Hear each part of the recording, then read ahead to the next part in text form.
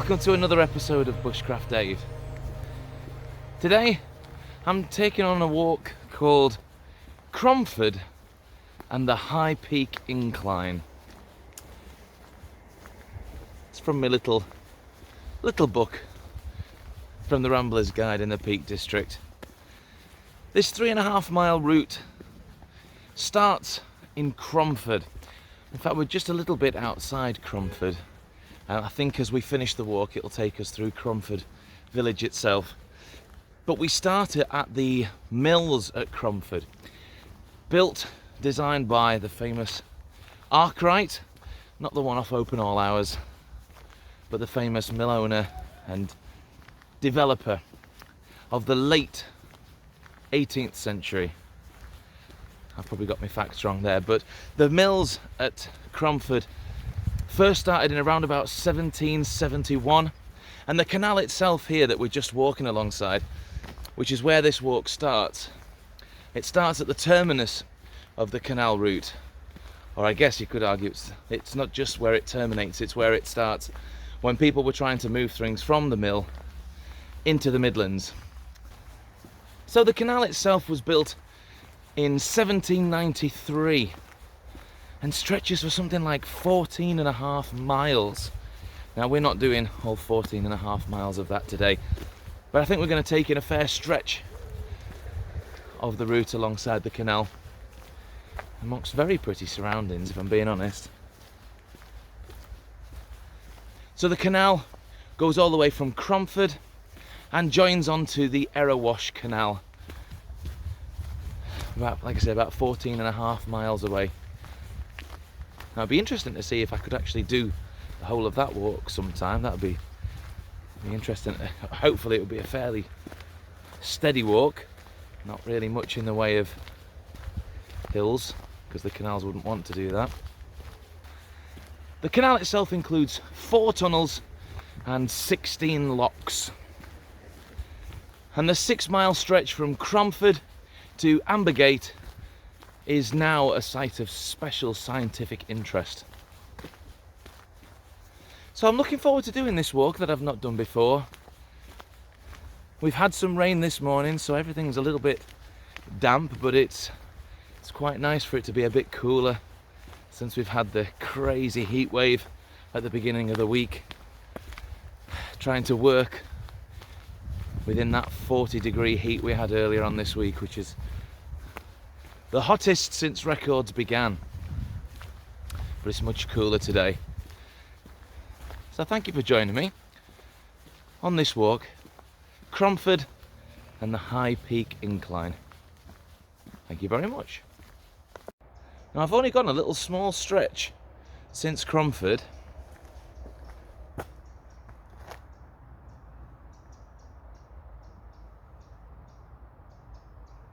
I don't know whether you could walk on that side of the canal, but there's a dinosaur in there. I'll get Mrs. Bushcraft Dave to zoom in so you can see a little bit more clearly. Although it'll still be very pixelated, won't it? But I don't know why there's a dinosaur there. Let's see if I find some more.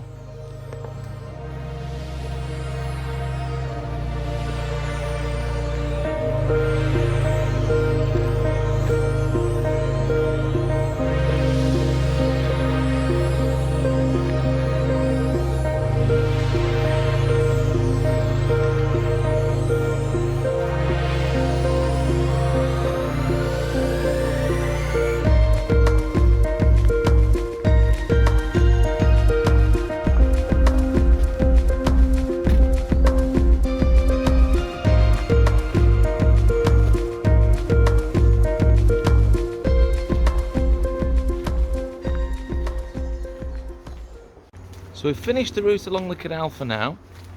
I don't think we come back to it. The canal would carry on for quite a while, so we probably did about a mile of the canal, and we've now turned immediately right and we're heading up the High Peak Incline. It's actually called Sheep Pasture Incline. Not sure why. I'm presuming that wherever it was built there was a sheep pasture really near it. But we're at the starting point. with a few of the buildings, the repair workshops. So this is the beginning of what was a 33-mile incline, which is a heck of a thing for a railway to do. Obviously most of the time railways are flat. If there is an incline at all, it can be a bit challenging.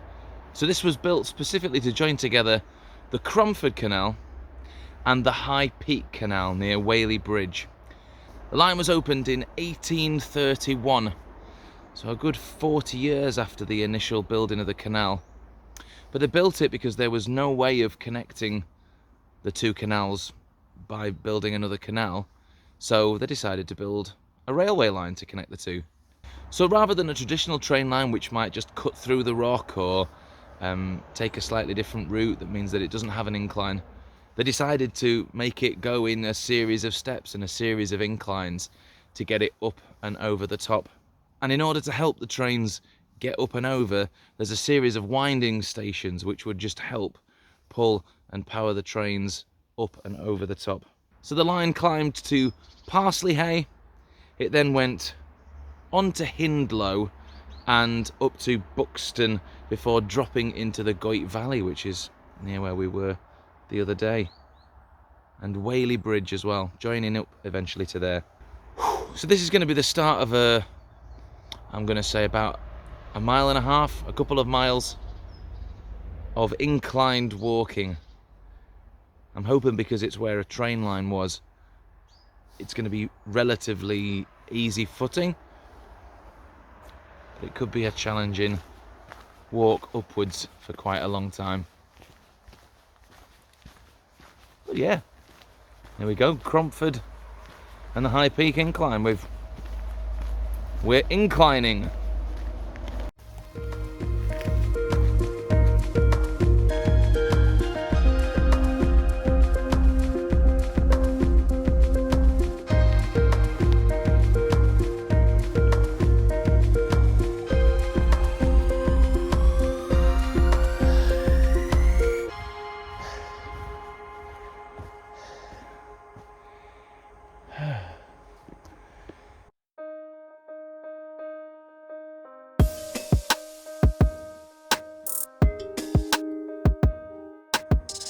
Okay, so where this part of the railway line turns, so there's a huge winding tower built up there, a steam-powered tower that would pull the trains up this bit of the incline. But just up ahead it sort of changes direction, and it needed a worker to be here to manually pull the lever and switch the train onto a different set of tracks. So I'm presuming that this was where that worker was housed up during the day, especially during the winter. He could set a fire going. It's very deceptive for you guys watching the video, but it is steep. It is steep.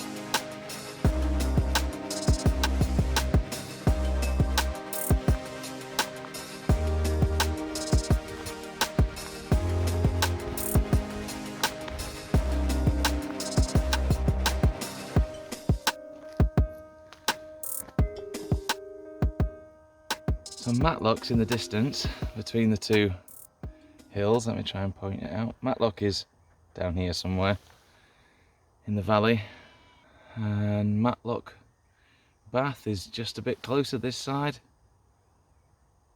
I'm trying to see what that...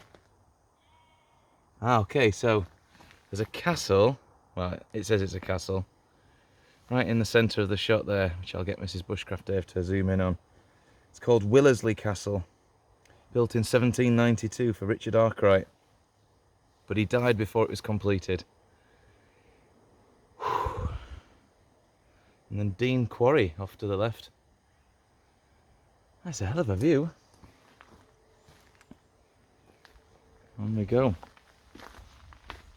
So we've reached the halfway point in the walk now.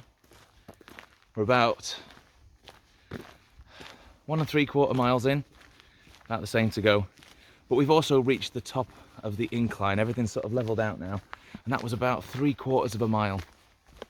And it was fairly challenging going.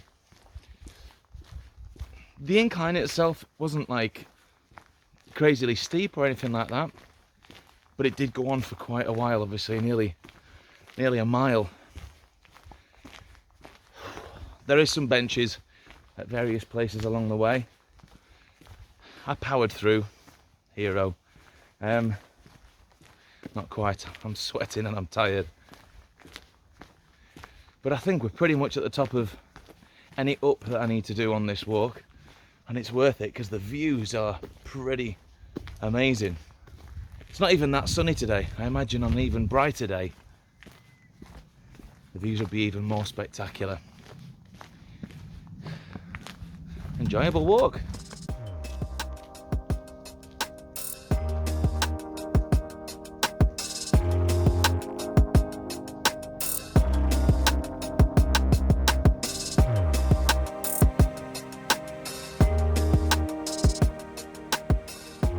On the horizon over there, you can just about see in the distance Ryber Castle.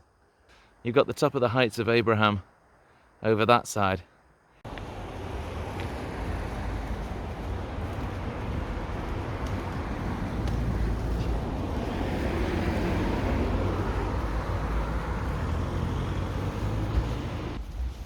Well, as I return back to the starting point of my walk at Cromford Mill, it's time to say goodbye for this week. It's been a fantastic walk. The walk up the incline was relatively challenging, but it wasn't forever, so it's definitely doable. And the rest of the walk was just really pleasant. Coming into Cromford, which I didn't film any of, but there's pubs, fish and chip shops. There was a queue out the door for one of the fish and chip shops, so that suggests that it's good, doesn't it? So it's been a fantastic walk. I think I'm going to come at some point again and get myself inside Cromford Mill and have a bit of a look around and see what's going on in the Arkwright Society's museum that they've put in there. And next week you'll see me out and about on a camping trip. In fact, I think what you'll probably end up seeing first is a look at my large bell tent, which is well worth a look. It might not be in everybody's wish list of things to have as a tent because it is certainly not light. It is not a backpacking tent in the slightest, but it is a fantastic tent, so that's well worth checking out. And then the week after you'll see what I got up to on those couple of days camping trip with my friend. We're going to go and take in a few of the sights of the Peak District. We're probably going to end up having 1 or 2 beverages, too many, but it should be a good couple of days away. Other than that, thanks for joining, and we'll see you in the next one.